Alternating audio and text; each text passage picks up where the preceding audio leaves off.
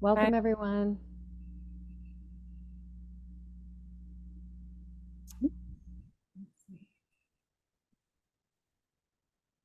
Yeah, so we have about 14 folks in the room, and it's a couple minutes after. Should we go for it?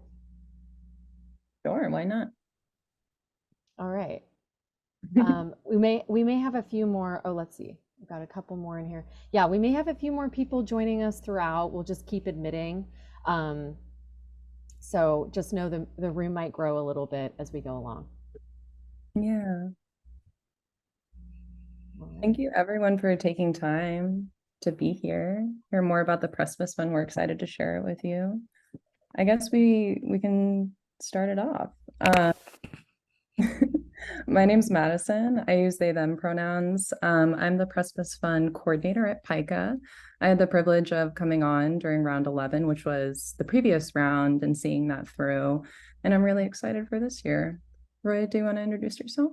Sure. Hi, everyone. My name's Roya Amir Soleimani. I use she, her pronouns. I'm also with PICA as one of the directors of the Precipice Fund since its inception in 2013.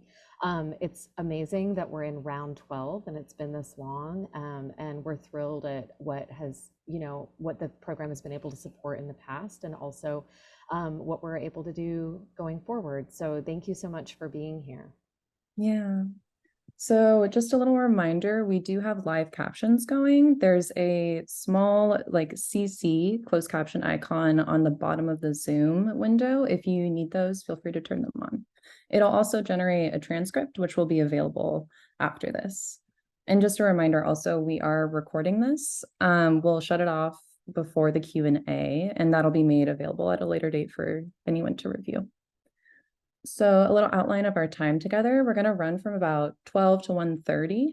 We're going to go through kind of the background of the Precipice Fund, the application process, give you a few examples of previous projects that were awarded funding.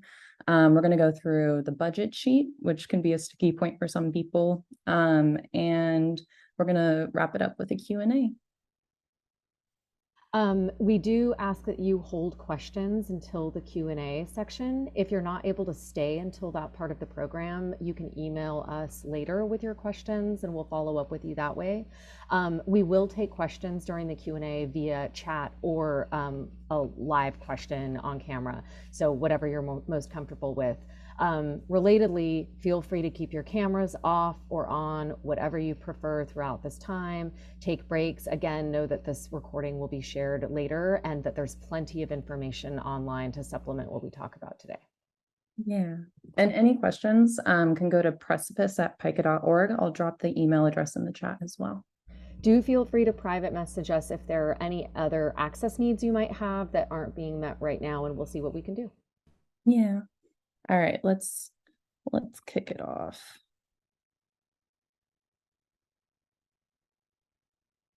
Can we see it? And let me actually get to the beginning of the presentation. That would be helpful. All right, Roya, whenever you're ready.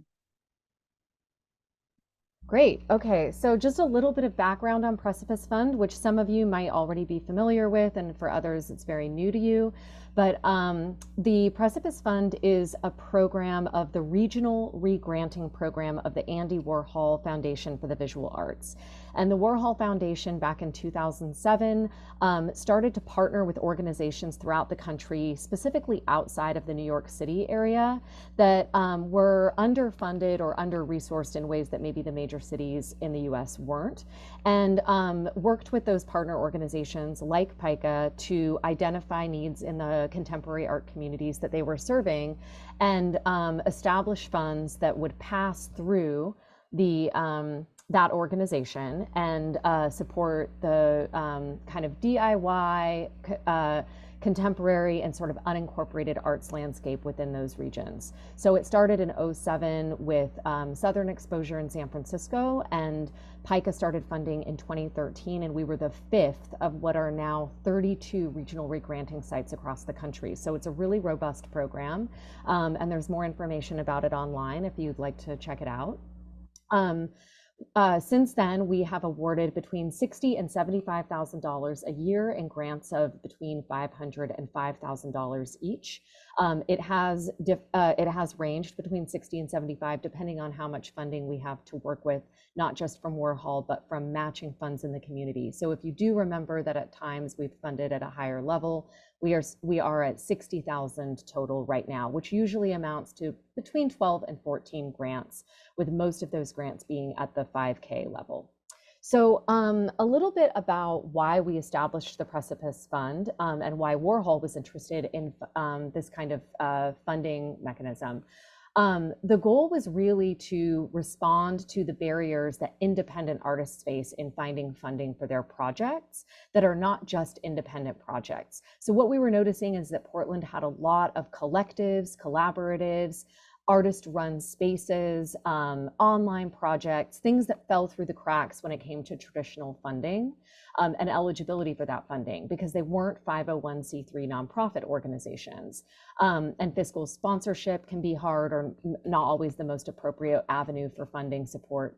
So we really established it with the intention to support unincorporated, collaborative visual art projects in the Portland area.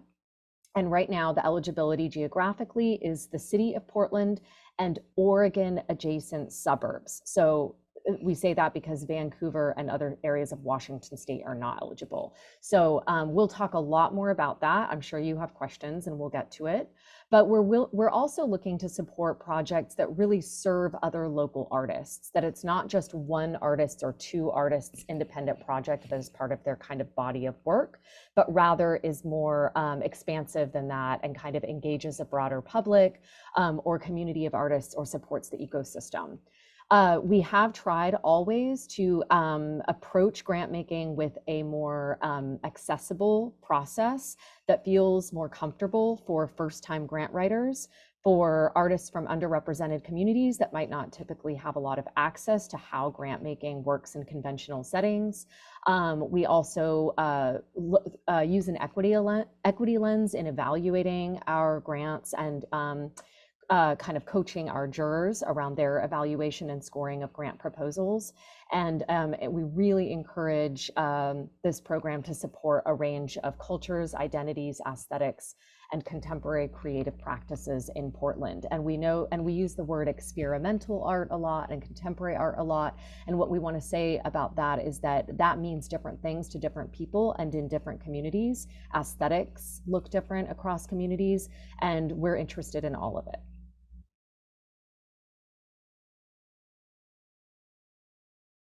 So what do we mean by some of those key terms? So I can Great, okay. So what do we mean by unincorporated? Roya had mentioned that we prioritize and only fund unincorporated artist collectives and entities.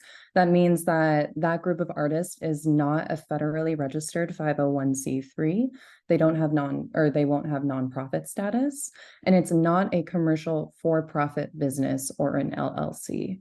There are exceptions to this. They're pretty rare, but they're worth noting. Oregon or state level registered nonprofits are eligible. So only federally registered nonprofits are ineligible. And LLCs can be eligible if the purpose of the LLC, the formation of the LLC, is not for profit. It's not a for-profit enterprise. Often artist collectives and collaboratives, they'll get LLC for insurance liabilities. And so that's okay with us. That's totally fine. We get it. Protect your stuff. Another thing is that a project proposal, if it's strictly partnering with a community or social service organization, or if it's strictly renting space from that organization, can be eligible. But unfortunately, the nonprofit can't really promote the programming as their own. It has to be promoted only through that group's channels.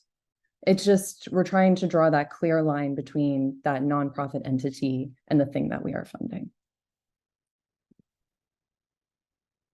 So the examples of projects that we've supported in the past are kind of directly tied to the point we're sort of trying to make or illustrate.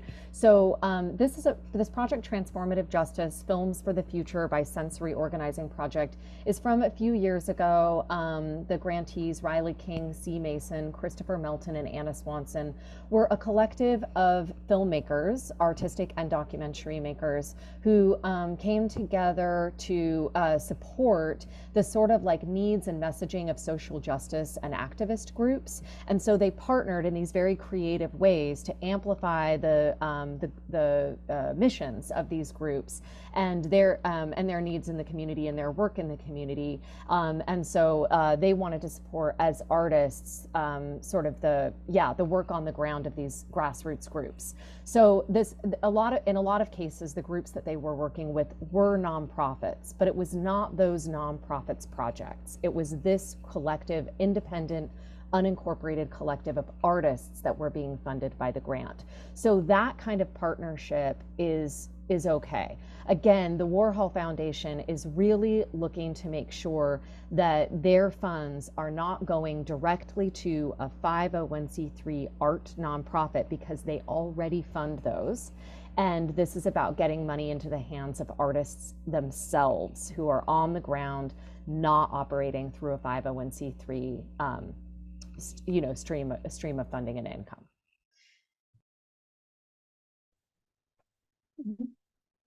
All right, what do we mean by collaborative? Roya already alluded to this, but just to kind of drive the point home, all projects have to be inherently a collaborative endeavor between a group of people or artists. It cannot be a solo artist project, and it must involve at least 2 artists in its organization, production, and presentation. And that means that at least 2 people are sharing full responsibility for the realization of the project from start to finish. It's not necessarily like you're going to hold an exhibition and an artist is contributing their works. It's someone who would share the organizing responsibility alongside you in order for that exhibition to take place. And this is a little note. There's going to be different types of people listed on it. There's going to be one person who is considered the primary contact, and they serve strictly as kind of a communications point person for the PICA staff. This is someone who, if something didn't upload correctly in your application, we would reach out to them. Or any other, like, if you are awarded and we're starting to think about money distribution, I would contact that person first. You will have to have a backup contact, but this is the first person that we go to. And you can have a maximum of at least 6 other total artists on your application. Then we have funded groups that have more collaborators in the past. For instance, is Uwu and Friends. They have a huge list of collaborators in what they do. But for the sake of the application, you are required to list 2 to 6 collaborating artists.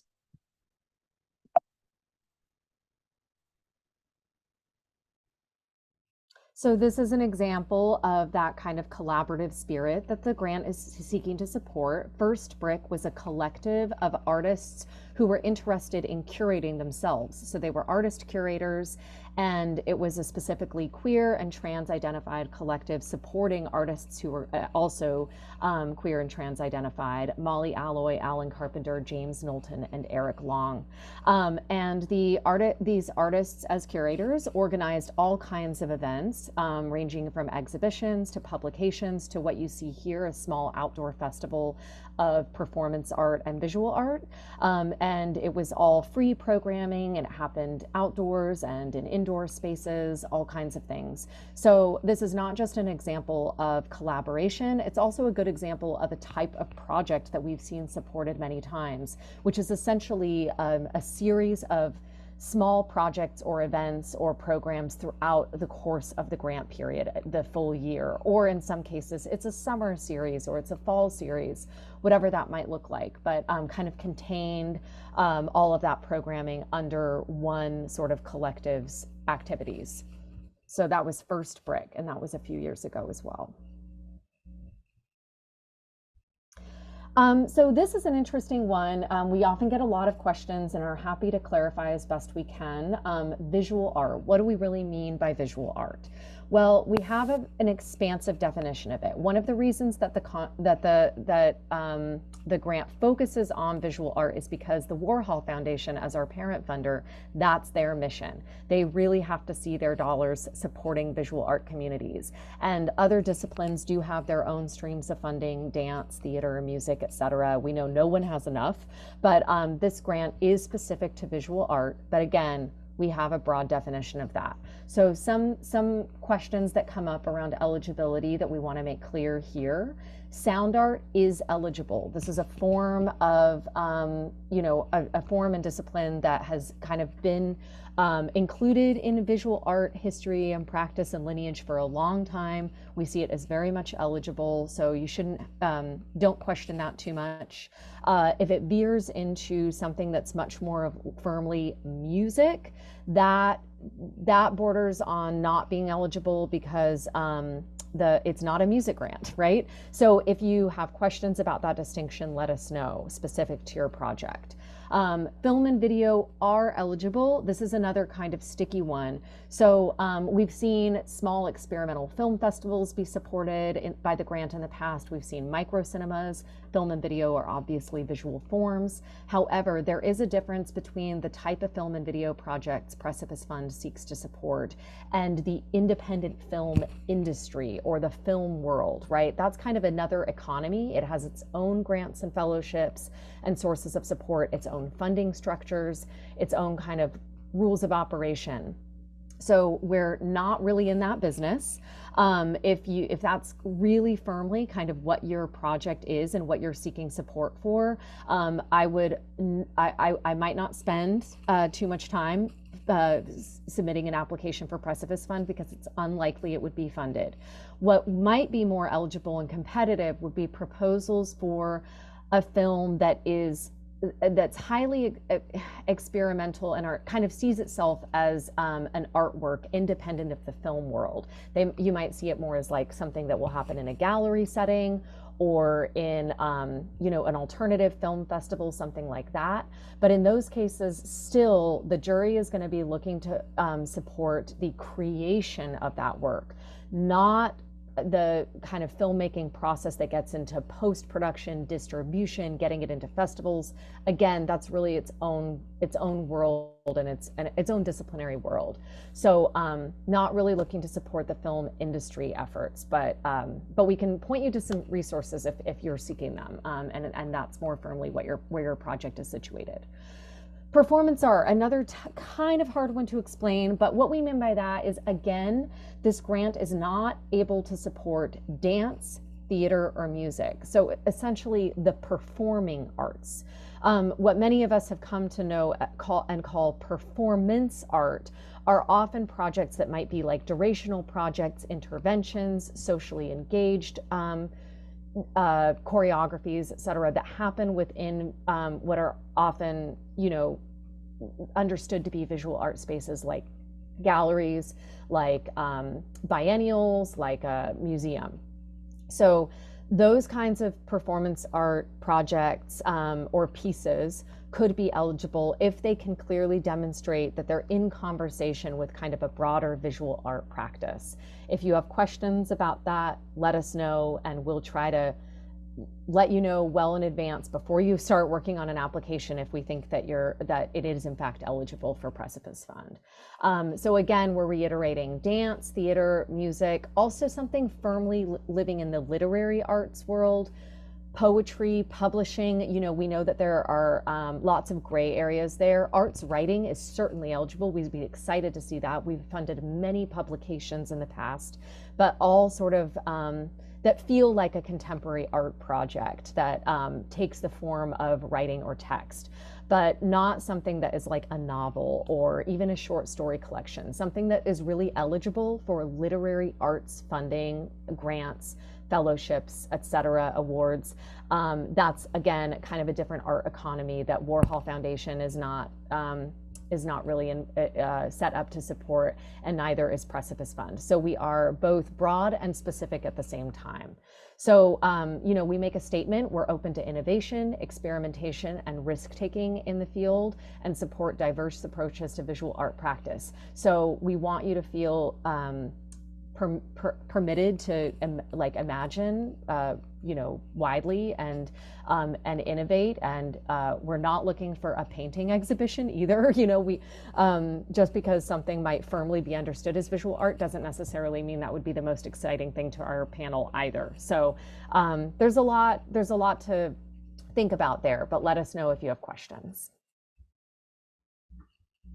Okay, and this is an example of a project that kind of like, was in that a little bit of that gray area, but the panel was really excited about it. And I think this group has actually been funded a couple of times by Precipice Fund. So this is a long-standing collective of both Portland-based and now non-Portland-based artists called Physical Education. The artists are Keon Gaskin, Ali Hankins, Takahiro Yamamoto, and Lu Yim. All of these artists work across different disciplines, including dance and movement and performance art and visual art and writing, a number of things. And their project proposed a series of engagements that included kind of reading and critical conversation circles about art and theory, which you see an example of there. That actually took place in the old S1 space, if some of you remember that.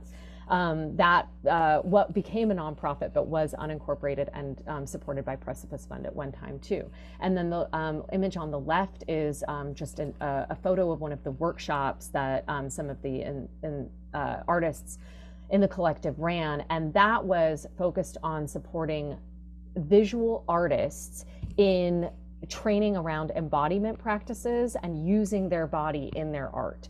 So they proposed to serve visual artists and kind of visual art communities with their programming and their educational opportunities. So that was exciting to the panel because it felt like it was really about and for visual artists by a group of artists who had for themselves interdisciplinary practices. All right, so what do we mean by project? It's incredibly broad. Again, we really encourage experimental, innovative, just new things. But as long as it meets core eligibility criteria, a project can be a curated exhibition, it can be a program, it can be a series of events, it can be a workshop series, other like learning opportunities for artists. It can also be a one-off artistic project, a publication, like Roya had also mentioned. We funded quite a few publications in the past. It can be a festival. It can also be a website or online projects. So like digitally born and existing projects are also eligible. It can also be an artist residency or another type of residency that you're wanting to see come alive. And something also very unique about the Precipice Fund is that it can support operations and ongoing programming for an artist collective. So if you're in a situation where you're in an artist collective that's been running programming for some time and you're trying to look for money in order to get you to that next project, you are able to apply for that. Things like overhead costs, admin costs, paying yourselves. Artists rarely get the chance to pay themselves, and that's something that we really encourage in the Precipice Fund. So that is also eligible. Obviously, projects can take a myriad of forms. If you're curious about what you're thinking about would still be eligible, feel free to ask during the Q&A or shoot us an email at precipice@pica.org.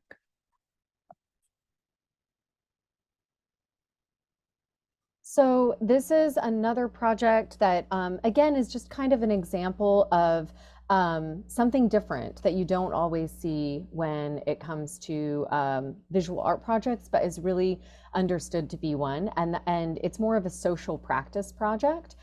So the Monday Salon at Living School of Art was a collaboration among Amanda Evans, Eunice Tapia, and Natalia Zachariah. And they were all residents in an apartment complex that served primarily immigrant and refugee community members below certain income levels. And within that kind of community that was that already gelled through cultural affinity, but also proximity, they started doing a series of kind of informal gatherings every Monday evening in one of the in a participant's home apartment, often in their kitchen, and it would range from food and cooking to crafts to storytelling to writing to kind of a range of visual art. So it was really whatever someone wanted to do, and so that was really the panel really understood and appreciated this as a form of social practice, which is falls within our umbrella of visual art practice, expanded visual art practice. And that project was quite successful. They had some public showings and invited people to come see what they were up to, the things that resulted from the Monday salons. But the Monday salons themselves were very exclusive to this community, so that they felt like safe and comfortable and familiar spaces. So it's also kind of a good example, and we'll talk about this more, of a project that is both for a specific community and exclusive to them, and also has kind of a broad public, an opportunity for broad public engagement. All right, primary contact and collaborators. I have been talking about them. This is what they are. It's a little redundant, but we might as well recap.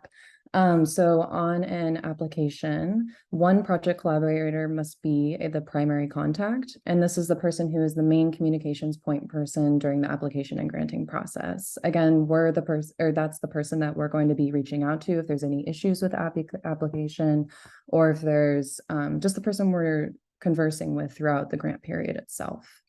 That primary contact must reside in Portland, Oregon, or an adjacent suburban region.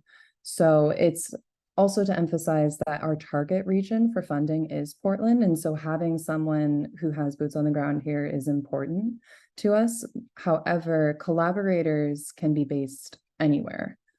They could be based in Washington, California, any other part of the States. I believe even international. Roy, is that correct? Yeah, they can literally be anywhere in the world.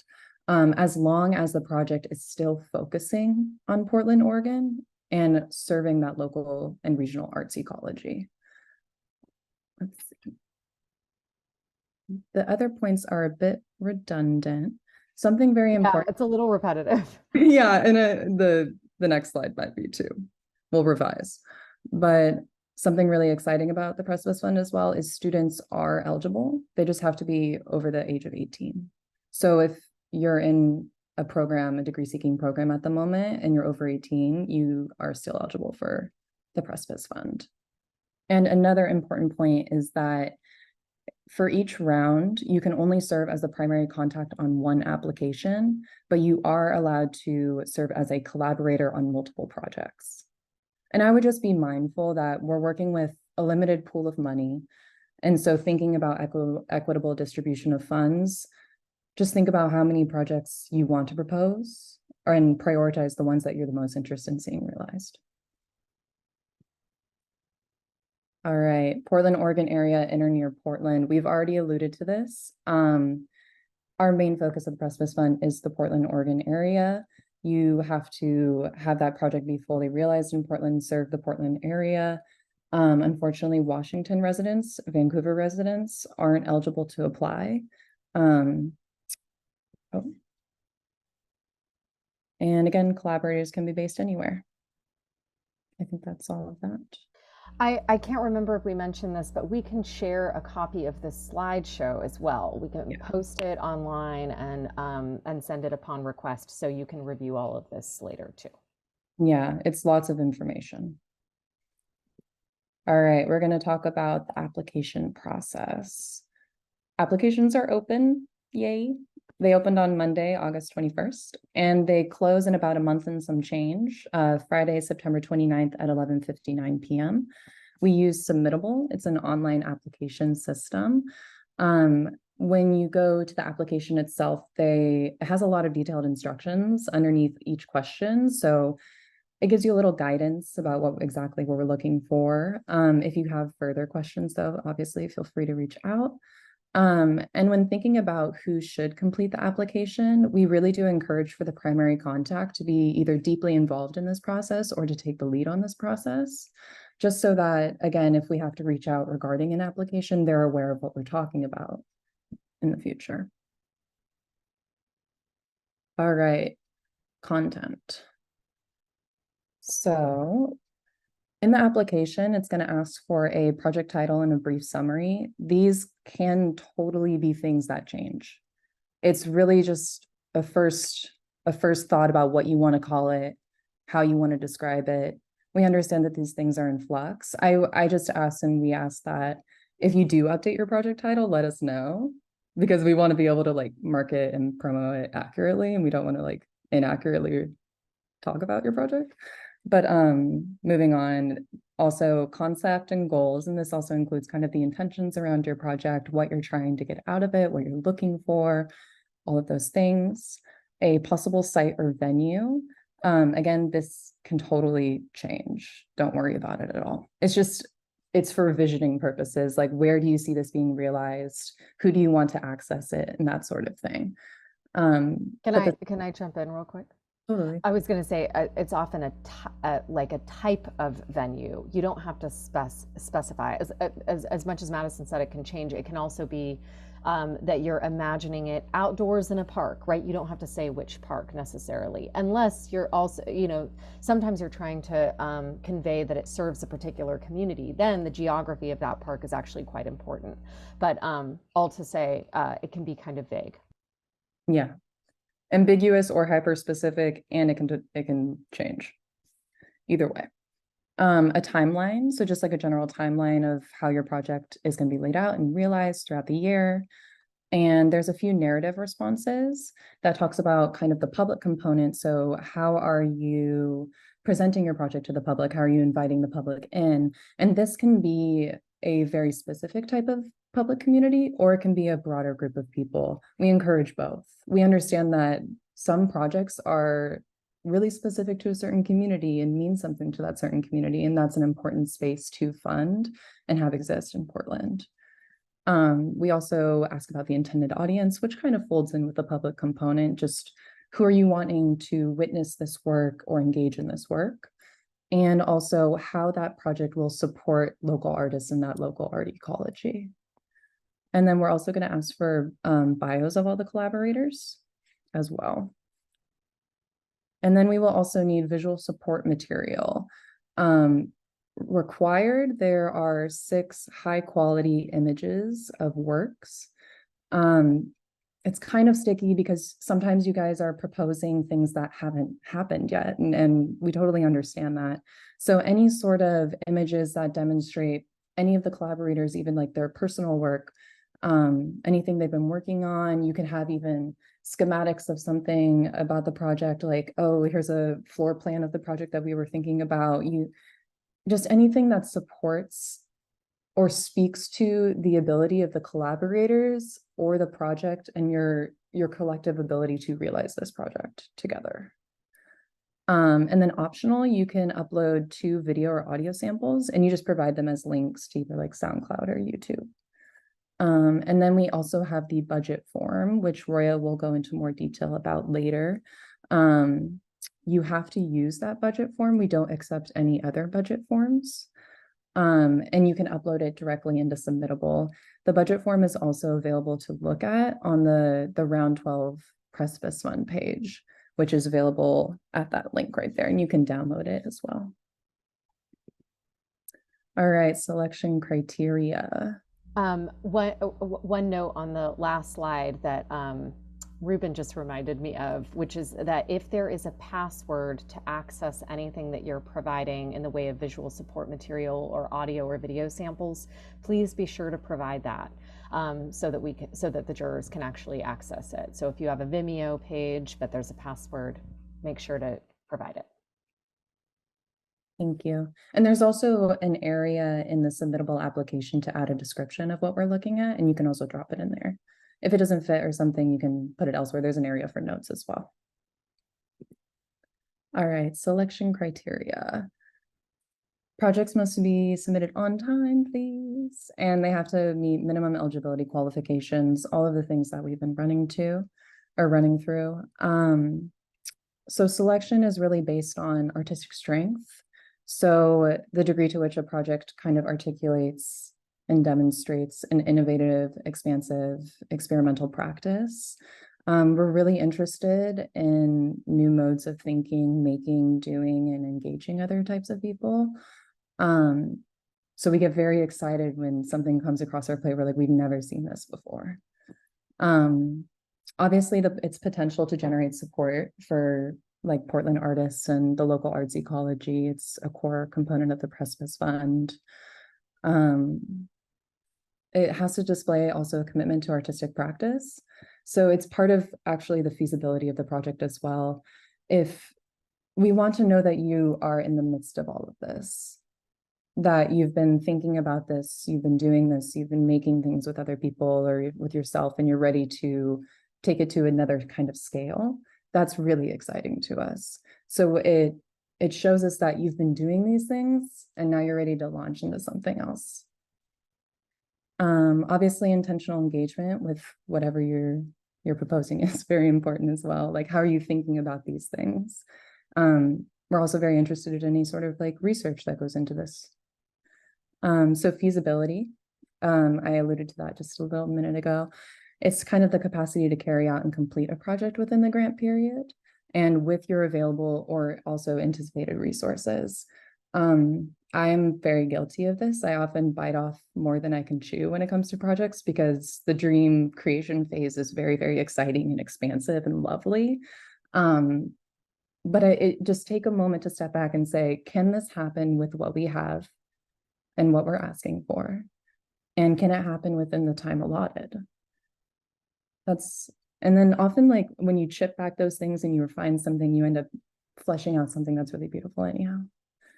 And then obviously the public and community engagement component is very important. We do consider accessibility.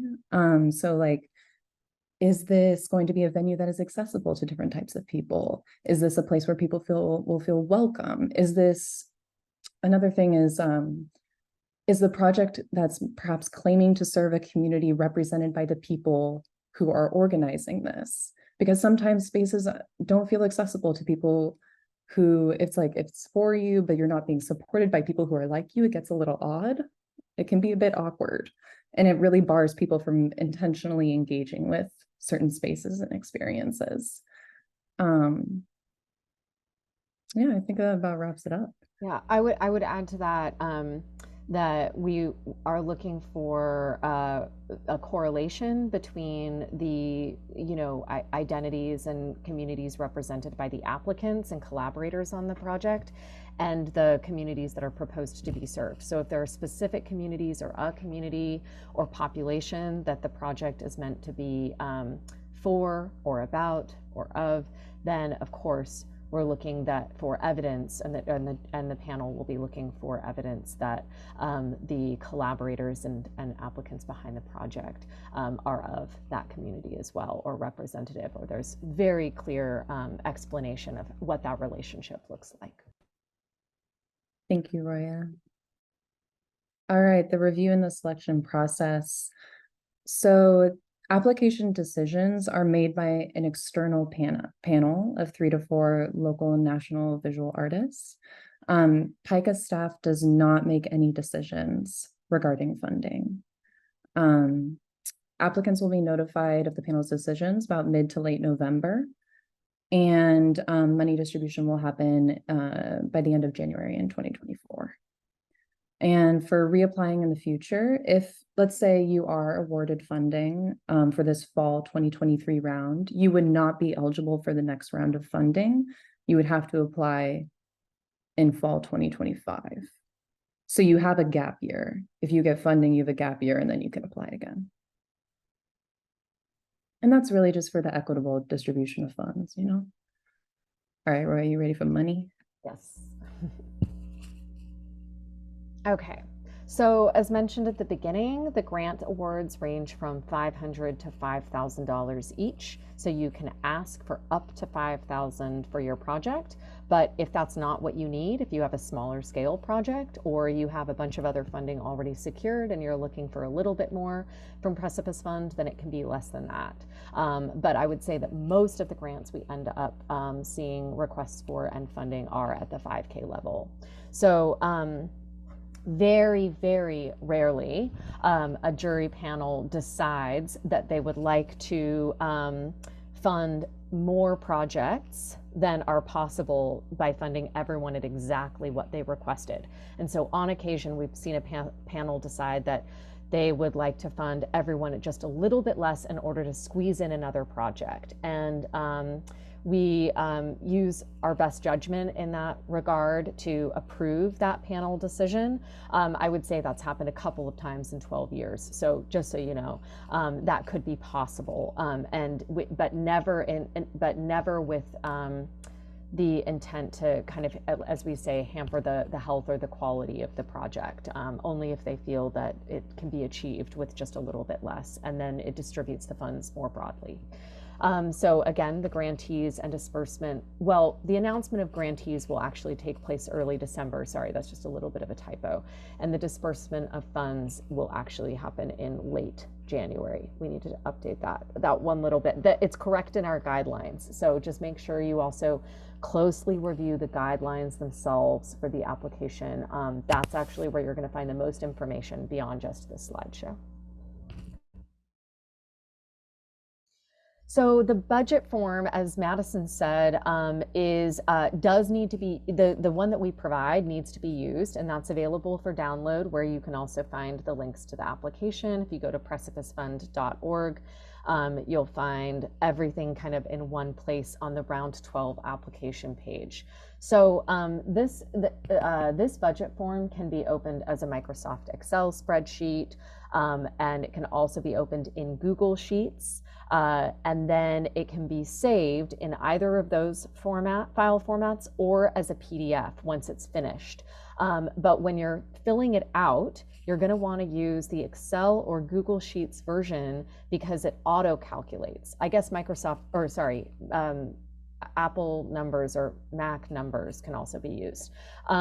But in all of these cases, there are auto calculations already embedded in the sheet, and we'll show you this in a moment.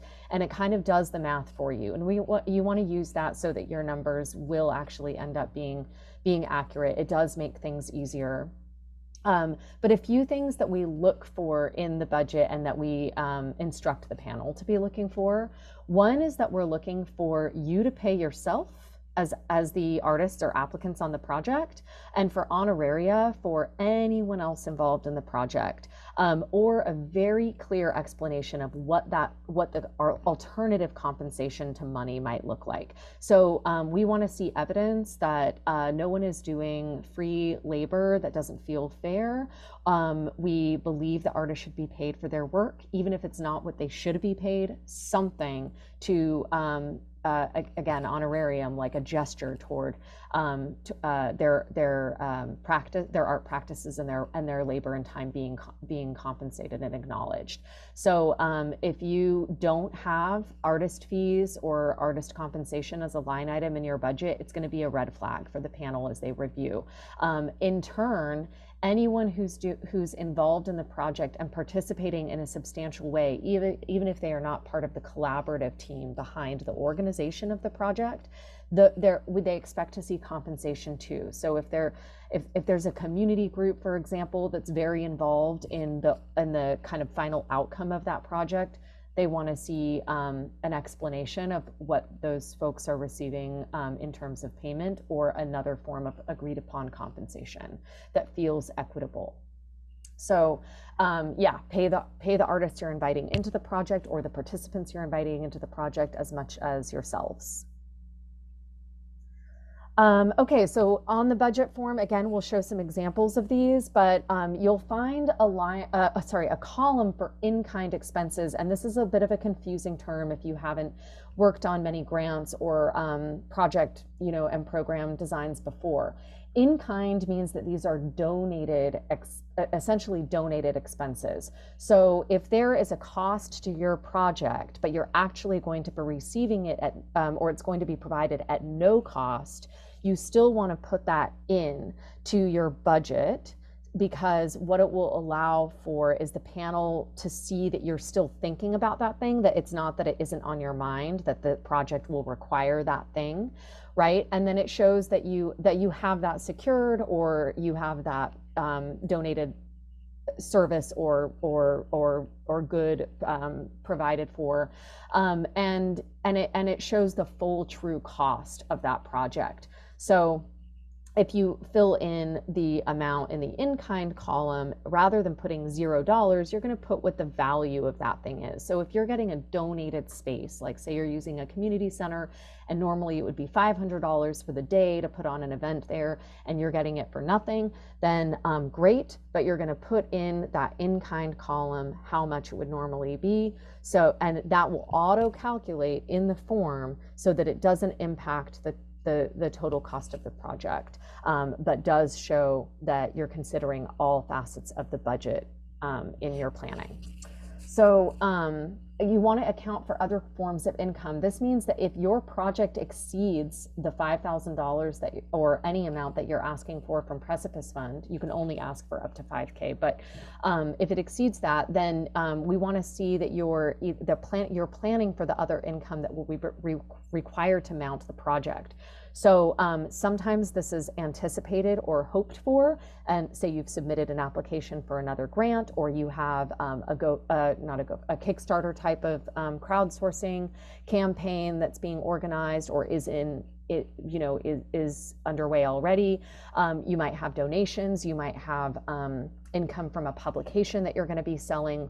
We've seen all of these potential sources of income listed on Precipice Fund budgets. You'll need to assign a number to that, whether it's confirmed or projected, so that the panel in reviewing can be confident that you're going to have the resources that you need to realize the project. What will also be expected is an explanation of, if you don't receive all the funding that will be needed to realize the project as you've proposed it in the narrative of the application, that you discuss how you're going to scale the project differently, like downsize it, or maybe you're editing here and there so that it's actually feasible financially if you receive less funding than you hope for. And then income must match expenses. So if you're using our form, it should auto-calculate to make it easier, but you're gonna wanna make sure that the final budget that you submit shows that however much you've put in projected or confirmed income matches how much your expenses come out to be. So zero out expenses and income. All right. And just a reminder to right size your budget. We really try to keep in mind just the values of like community, collaboration, and mutual support. And so we ask that you reflect and ask yourself, how is my application affecting the larger pool of money? So try and budget only for what you truly need, so we can fund as many people as we can. The flip side of that is really ask for what you need. So if you need the full 5,000, ask for the 5,000. You want to be able to do your project healthily. So, that's what right size means. Like, don't ask for less than you need, and don't ask for more than you need. Mm-hmm. So here are examples of a couple of past projects that have been supported. Tiny Art Writers Residency supported local and visiting art writers in writing about local Portland artists, visual artists' work. It was really cool. It was co-organized by one Portland-based artist and one Chicago-based artist. So it was an example of a collaboration between a local and non-local collaborator. And we share this one because it's actually a pretty simple budget. The next one we show has a lot more detail, so it's nice to see the contrast. But with Tiny Art Writers Residency, they didn't have a lot of expenses for their public components. All all they really budgeted for was hospitality for the kind of attendees and guests of the small events that they held where the writers were reading their work and in conversation with the artists that they were writing about.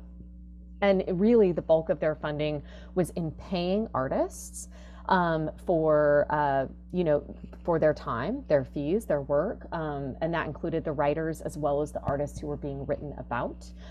There was per diem and travel for some of the out-of-town writers, and they also housed those folks, so they put in a small cleaning fee for preparing the space to be ready from one visitor to the next. And that was it. So as you can see in this example, they put more than half of the budget toward paying people, which is great. It is important to make sure that the other costs are realistic, but yeah, this is one of those very simple and straightforward budgets where you don't need to do more than necessary to detail it out. And then, okay, so the Eugene Comics and Zine Fest. Just a note that we did for a few years fund project proposals from Astoria and Eugene. So this is a Eugene project. We don't do that any longer, just for various reasons. We've decided that our resources are best concentrated in the urban and suburban area. But all to say, this is an example of a project that did happen in Eugene while we were funding beyond the immediate area. So this was as it says, a comics and zine fest. And there were a lot more considerations with this budget than the previous example. So they actually listed a number or a lot of volunteer labor that went into the project along with paid labor. So they estimated the value of that volunteer organization at $2,500. That is an example of in kind. So it shows to the panel that they are thinking about the real and actual costs of a project, even if it is being provided at no cost. And then they also had people paid for certain roles, and that's at $1,000.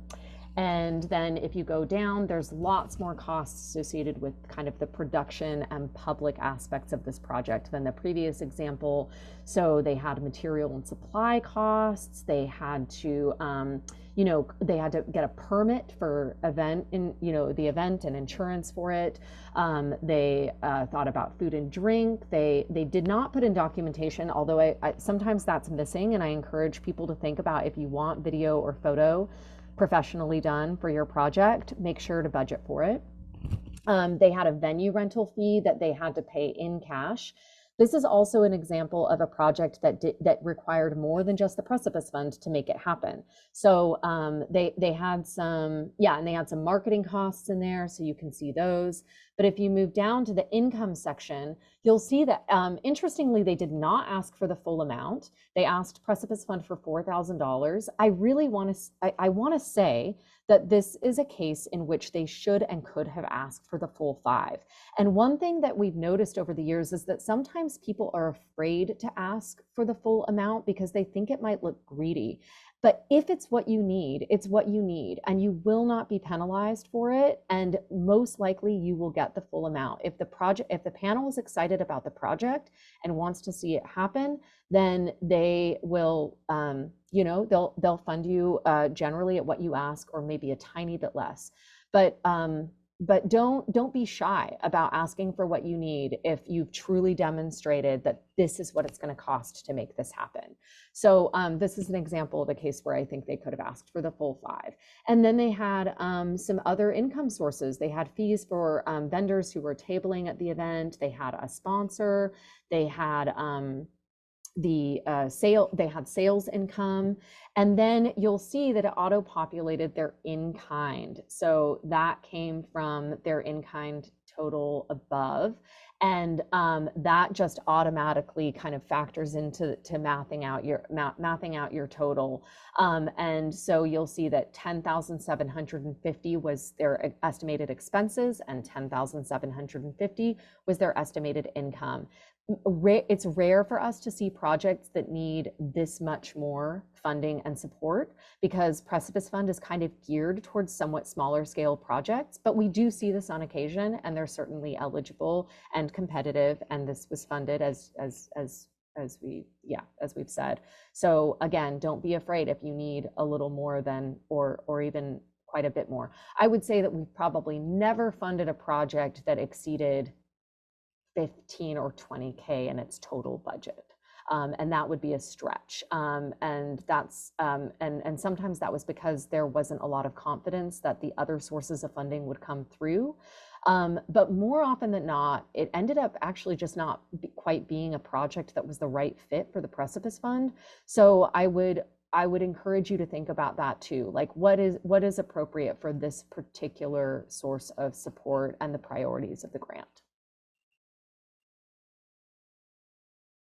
Okay, and then grantee responsibilities. So this is if you do receive a grant from the Precipice Fund, then if you're awarded funding, you are responsible for keeping in regular communication with the Precipice Fund staff. There's pretty immediate turnaround on the grants in terms of paperwork that's required and forms to fill out and all the things necessary to make the administrative processing of your payment happen. So we want to make sure you get paid and get paid on time, and that you can get your projects going. So make sure to stay in touch with us. That primary contact on your application is the person that we will be reaching out to for all of these things. And Madison will be the one that you'll mostly be hearing from on this stuff. Financial accountability, what this means is that we expect for you to spend the funds approximately as you proposed in the budget. We understand that things change. You might have estimated something at a little bit below or above what it ended up being. That's okay. You might have forgotten or not realized that there was some expense that now ends up being required to make it happen. Totally fine. But what we expect is that you're spending these funds in good faith, and that it's it roughly adheres to what you proposed originally. If there are drastic changes necessary or possible, then we would ask that you contact us and discuss that prior to moving that forward. So at the end of the grant period, we ask for something minimal. That we really try to keep the administrative burden of this grant light. We want you to have money and be able to make your work happen in the world. So we're not asking for a big comprehensive report. We're not asking for a final budget. We are asking for a very simple kind of sharing of what happened, what happened with this project, how was it realized by the end of your time with it or the end of the grant period. We might ask for periodic updates or submission of documentation if you have it. This is optional, but it only helps the Precipice Fund promote what we do, and it helps your project be promoted if that's something that you're looking for. So you'll hear from us here and there with requests for sharing kind of stories and media associated with your project. A question we get a lot is around taxes. So we are not legally allowed to give tax advice, and everyone's situation is different. We're not accountants, we're not tax experts. There are tax-related workshops offered through Regional Arts and Culture Council, RAC, if you're interested in those. And there are some other kind of virtual workshops and information and resources out there for artists. If you have questions about it, let us know and we can share more. But one thing to be aware of is that the IRS considers a grant taxable income.